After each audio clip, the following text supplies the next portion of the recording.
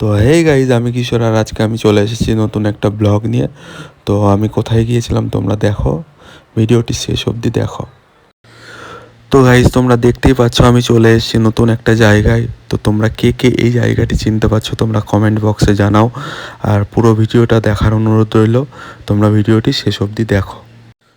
তো গাইজ, আমি গিয়েছিলাম কল্যাণী হরিণঘাটা ফ্লিপকার্ট হাবে, ফ্লিপকার্টে জবের জন্য ইন্টারভিউ দিতে। তো তোমরা দেখতেই পাচ্ছ বিশাল বড় একটা এরিয়া নিয়ে এই হাবটি আছে। আর যে সকল ক্যান্ডিডেটদের এখানে দেখছো বসে আছে, তারা সকলেই এসেছে ফ্লিপকার্টে জবের ইন্টারভিউ দেওয়ার জন্য।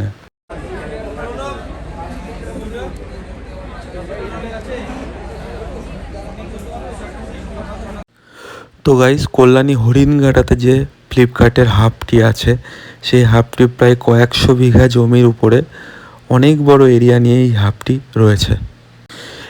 গেটের থেকে ঢোকার পরে মোটামুটি তোমাদের সকলকেই, যারা ইন্টারভিউ দিতে চাও কিংবা জবলেস হয়ে আছো, তারা ইন্টারভিউ দিয়ে আসতে পারো।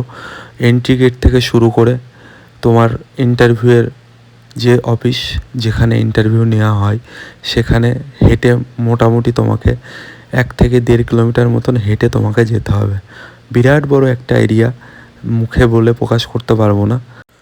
তো এটা হচ্ছে কোম্পানির ক্যান্টিন। যেসব এমপ্লয়াররা ফ্লিপকার্টে কাজ করে তারা এখানে এসে লাঞ্চ টাইমে এসে লাঞ্চ করে, আর কোম্পানি তাদেরকে পুরো ফ্রি খাবার প্রোভাইড করে।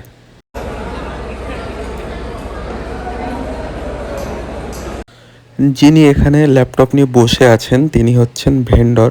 যেসব ক্যান্ডিডেটরা ইন্টারভিউ দেওয়ার জন্য গিয়েছেন তাদের ডকুমেন্ট সাবমিট করছিলেন। তো গাইজ, যেখানে ইন্টারভিউটা হবে সেটা হচ্ছে একদমই টপ ফ্লোর। সেখান থেকে বাইরের ভিউটা খুবই অসাধারণ, অপূর্ব।